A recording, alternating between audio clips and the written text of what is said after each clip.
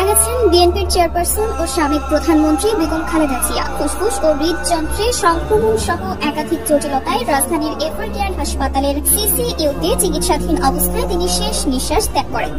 Chairperson দেশনেত্রী বেগম খালেদা জিয়া ছাড়াই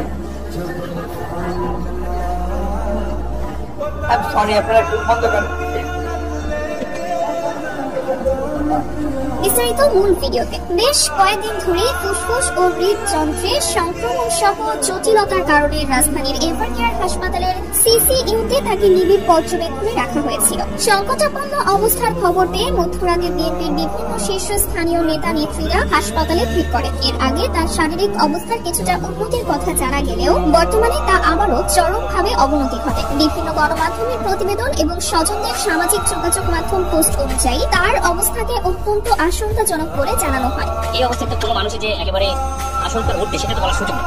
এই বাস্তবতা আমাদেরকে মেনে নিতে সরকার সেটা মেনে নিতে হবে। নিবিড় পর্যবেক্ষণে আছেন ইনশাআল্লাহ, আল্লাহ তাআলা আচ্ছা দোয়া করবেন, দেশবাসীর কাছে দোয়া চাই, এটাই আর কিছু আমরা সবাই মিলে দোয়া করব। এদিকে বেগম খালেদা জিয়ার শারীরিক অবস্থার অবনতি দেখে বিভিন্ন রাজনৈতিক দলের নেতাকর্মীরা বলেন, রাজনীতি দল মত ও মতাদর্শের ঊর্ধ্বে উঠে আমরা তার দ্রুত সুস্থতার জন্য সবার কাছে দোয়া কামনা